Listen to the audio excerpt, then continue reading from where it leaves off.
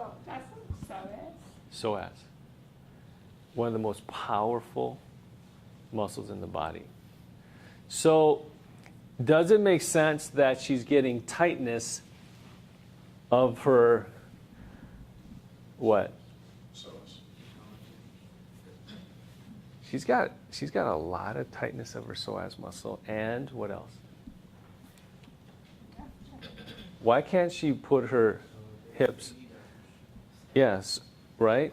So her internal rotators are extremely tight. Does that make sense? So what do you want to do? Now you know what's causing her weakness and tightness. What's causing her weakness? Where's the weakness? Huh? Huh? How do you know where the weakness is? If she cannot go into external rotation of the hips, what's weak?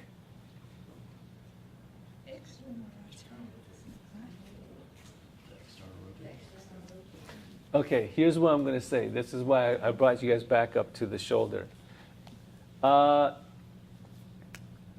Who here has had rotator cuff tear without trauma, injury? It's usually supraspinatus, yeah? Right? Usually supraspinatus, they'll get like grade 2, grade 3 tears, even though they never had an injury, yeah? They don't remember ever like throwing something real hard and going, ah, right?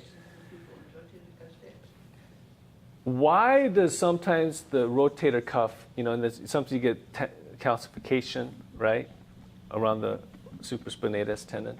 Why does that happen? Why does that calcification happen sometimes to the supraspinatus tendon? You guys, I'm going somewhere with this, so I know you guys are a little brain dead, but I want you to think. Protect the tissue by laying down calcium because it's under too much tension. You guys know that, right? You guys know that calcification is your body's way of protecting you, right?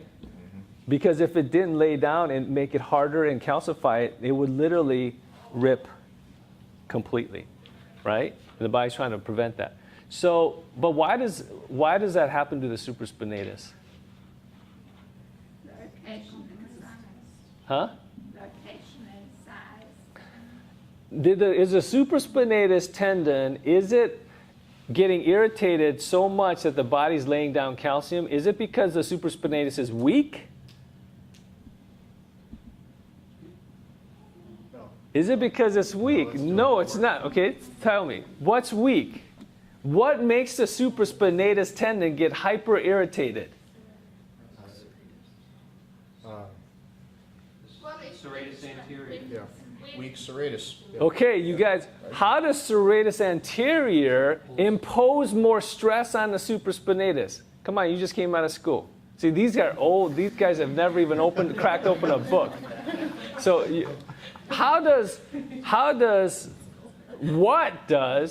what weakness imposes more stress on the supraspinatus? He already gave you one. The rotator cuff muscles. Which one? Infra. So if you're saying if the infraspinatus is weak, the supraspinatus will have to assume more tension and To stress. some degree. Okay, what else? Subscapularis. Any of the rotator cuff muscles are going to have that. Because is not right? Teres minor, teres major, and subscapularis. Are they? Teres minor and infraspinatus secondary function is they pull the humerus down so it's not riding high in the joint. So if they're inhibited, then we get impingement. Right, and does impingement impose more stress to the supraspinatus? Yes. Yes. If the ball cannot roll down properly, does the supraspinatus? It's like it has to pull harder. Yeah. Do you guys understand where I'm going with this? The rotator cuff muscles, yes, they are also stabilizers of the glenohumeral joint. They're very much influencers of that. What else? Do the rotator cuff muscles just all by themselves get dysfunctional? You know, you got some scapular instability. What causes the rotator cuff dysfunction? It has a lack of a solid foundation because it's a weak scapular muscle. So the Okay. serratus anterior, rhomboids, lower trap, all of those muscles are not stabilizing. You're not getting an upward rotation of the scapula, resulting in the mechanical impingement in that supraspinatus as Can well. I add something else? Yes. Because we've seen this in this younger generation, they're on computers, which is occipital overload or the visual input. Secondary function of the occipital lobe is thoracic flexion. When you have thoracic flexion, you have your scapulars going out, your shoulders coming forward, pecs getting shortened, the Diaphragm getting compromised, lung capacity decrease. You get all kinds of stuff going on. Does that make sense? yes. Now, but let's focus back to why is that freaking supraspinatus for no reason getting hypertrophied and getting close to being very vulnerable to a complete tear? Why? Even though there was no injury. The rotator cuff muscles are dysfunctional. They're not balanced. They're not. But what's causing that? Scapular stability. Tell me the scapular stability. What's off? What's off? What's weak? Inferior, that's You guys already know. Serratus anterior is weak. What else is weak? Lower trap, Lower traps, trap rhomboids. mid traps, rhomboids, latissimus. What else? Because what's the supraspinatus trying to do? No, what's supraspinatus trying to do? What does it move? What movement does it do? Right? Right? Supraspinatus. You guys, supraspinatus. Keeps the head of the humerus from hitting the roof. Right? Hitting it down when the deltoid is pulling the arm up. Right? Okay. What throws off the movement of the humeral head to go down so that it stays smooth? And what assists the supraspinatus in getting this movement? Well, The rest of your rotator cuff muscles will assist in maintaining that center. Yeah. And if you have a tight inferior capsule, then that's going to cause that to create that block where it can't ride up either. The biggest influencers that assist the supraspinatus in getting the abduction plus, and actually the scaption plus the downward rotation is going to be the teres major, teres minor, and the subscap, right? Check those first. But you're also going to know that this is thrown off because of the low traps, right? The mid traps. And you're also going to see a weakness in the anterior medial deltoids. And because of that, a lot of the motion to move into this positioning, will be stressed out more on the supraspinatus. So, because very rarely do we get up into this position overhead. And this is one of the reasons why we showed you that yoga pose. Because this works the scapular muscles. It also works the delts as well.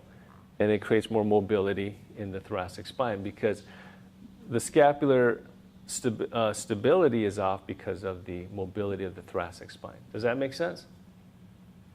You know, what causes the scapular instability? It's poor posture because of the dysfunction in the thoracic spine and the lack of mobility in the thoracic spine. So when you get lack of mobility in the thoracic spine, then you start getting increased forces up the kinematic chain, and then it hits the supraspinatus. All right. You had an accident in 2 years ago, car accident, so you herniated some discs.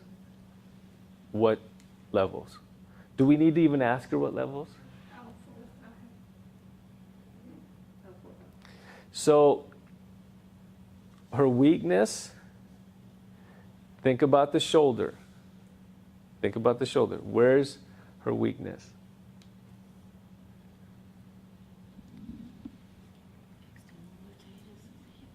Hmm? Anything that stabilizes our pelvis. So tell me, what stabilizes her pelvis? QL. Huh? Lower abdominals, obliques. Okay. Her lap. TA. What else? Pelvic floor. Hmm? So is. What movement you want her to do? External rotation. Abduct. What are you doing now? Nothing. You're not doing anything. Why? Because I'm the worst patient. You're not doing anything to make your hips or your pain or anything better? Not a lot, no. I mean, I'm stretching, I'm doing some stretching, that's about it. What I'm going to say to you guys is this. If you think about what I just illustrated in the shoulder, you'll start to understand that right now, her gluteus medius and her psoas is excessively imposed with too much forces. And when you look at the opposite, the antagonists, they're not doing their job of balancing. So what's the antagonist of her gluteus medius? Adductors. What's the antagonist of the psoas? Glute max.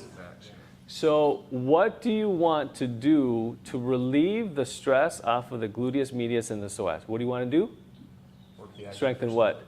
Adductors and glute max. So tell me an exercise that will strengthen the adductors and the glute max.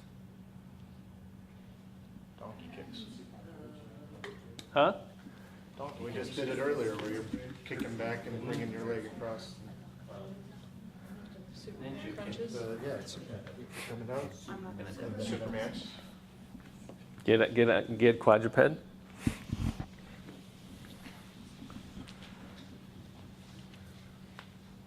Everyone get quadruped.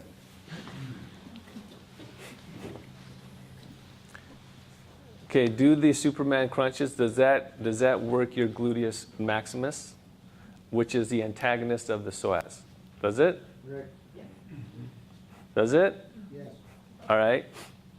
Does it work the adductors, which is the antagonist to the gluteus medius?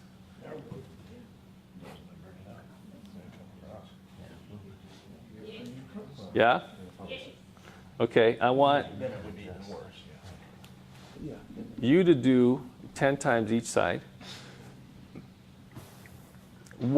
As she's doing that, what is the single best way to strengthen gluteus max? What is gluteus maximus's primary function, movement? Okay, I know you guys can tell me that. That's not what I'm asking. Tell me, show me where the glute max works the most.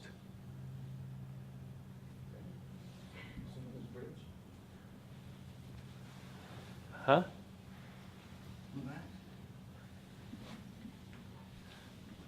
Okay, you were here before. Glute max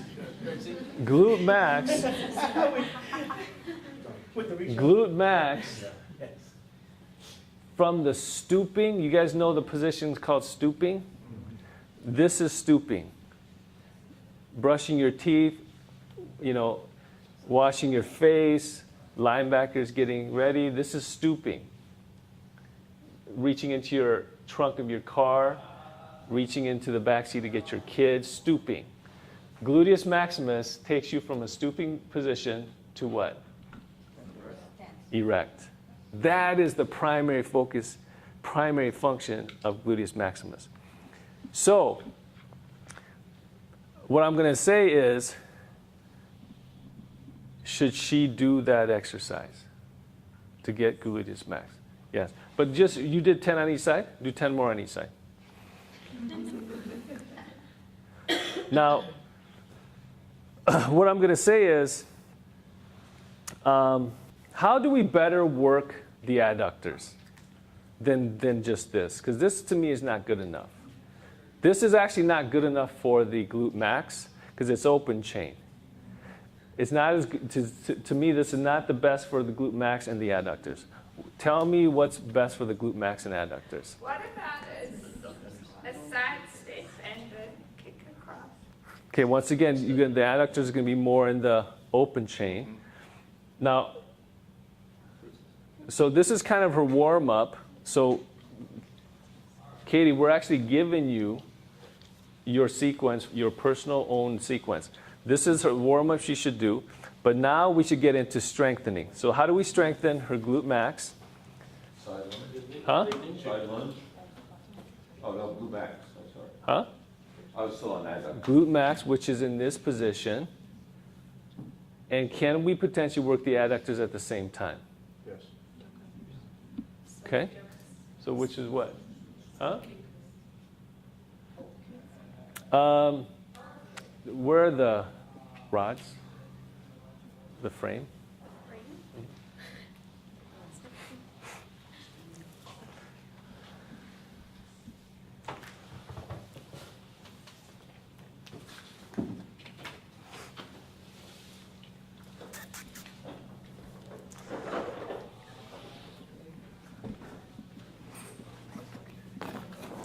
Now,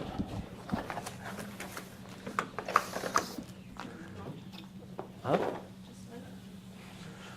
Okay, come on up. This is the primary function of the glute max. Okay, so we want her to be getting into this position, standing. So what I want you to do, now you want to always stay straight. Don't go like this to go under. You want to go, okay?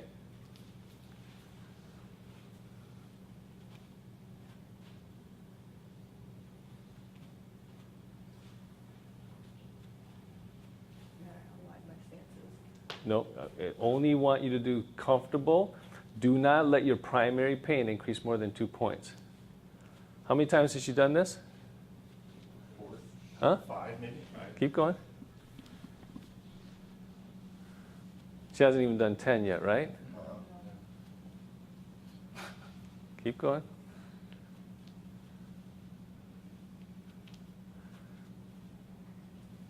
Tell me when you feel like you need to stop. Do not let your primary pain go more than 2 points. I don't think that's what would stop me. Her motion is primarily lumbar extension and flexion. Her hip motion is very minimal. Now, can I keep like lowering this? How are you feeling right now? Winded. This right here is a closed chain glute max. You see? Also, it's a closed chain adductors. Okay, stop. She's tired. Your sequence. And I'll give you a yoga pose. But so far we got 2, right? So you got the Superman crunches, and you got this. Go and sit here. And try to sit like you normally were trying to sit before. And tell me if it feels different or the same, worse, better, the same. Same. It feels the same? Okay. What I'm going to say is we kind of cut corners. We didn't prime her nervous system. We did a warm-up. We did a strengthening, but we didn't do the jumps. So what jump would you want her to do?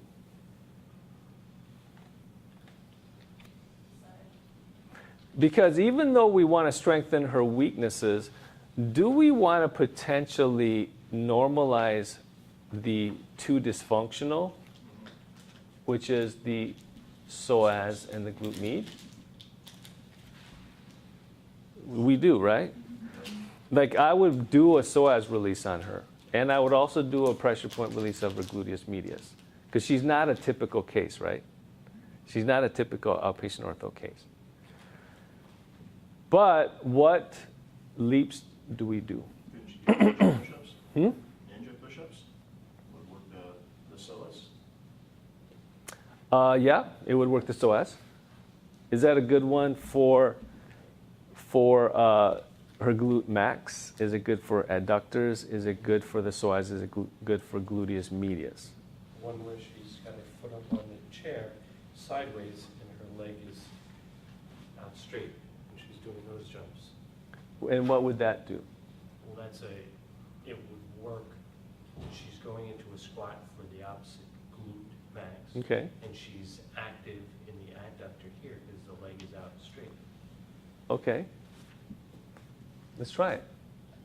Grab my chair. I'm limited by doing any plyometrics. Oh, you're not allowed to do any plyometrics because of that surgery? 2 more weeks, yeah. You got 2 more weeks? This been how many weeks?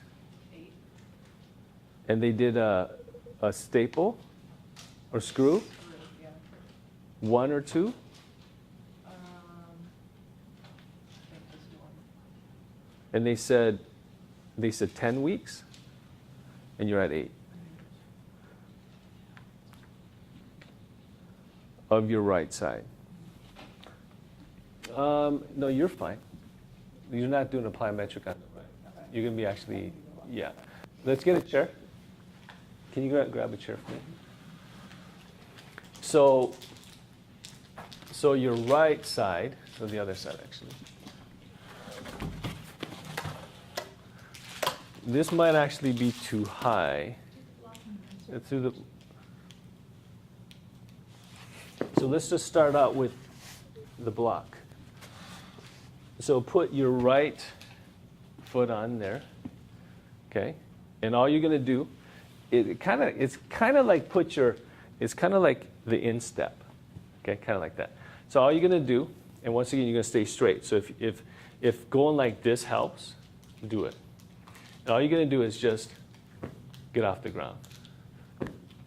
Okay.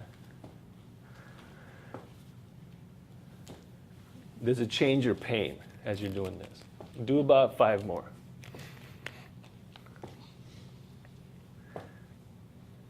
And with your foot that high, is it easy, medium, or hard? With your foot that high. Fine. It's easy. Yeah. It's easy? All right. So, like, Hmm? keep my knee bent. You can bend a little bit, it's fine.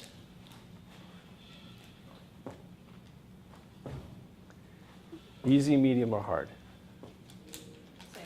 Easy. Okay, keep going.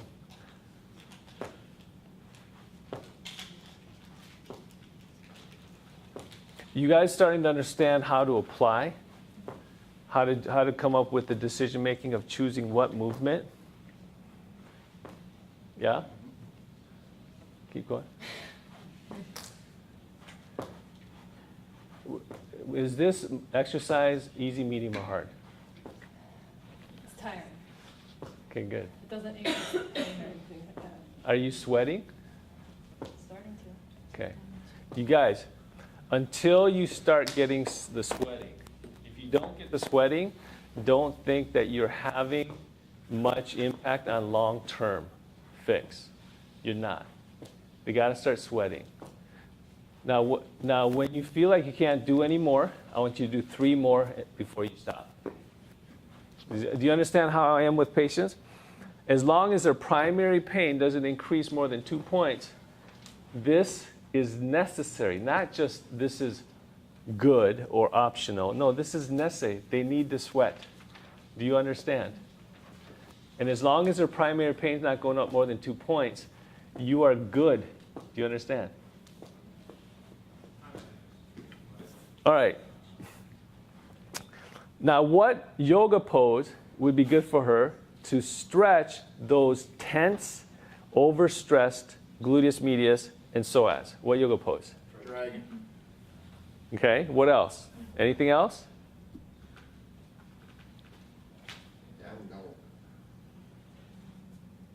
Pigeon. That's all we have. That's all we learned. Pigeon. Warrior. Look at the poster. Warrior. Do we have another poster, one of those, the yoga posters? I have another one. Is that the only one we have? No, I have more in the car. Oh, okay. Ethan? Can you grab the poster and bring it over here?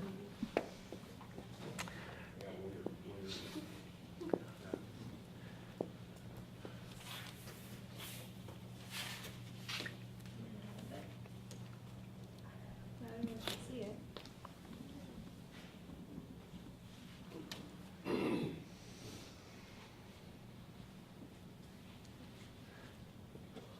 Everyone look at those.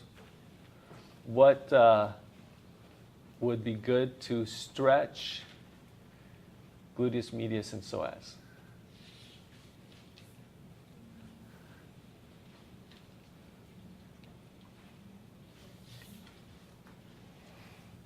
What about hero or working towards lying hero? Yeah, all the poses are in your reference guide.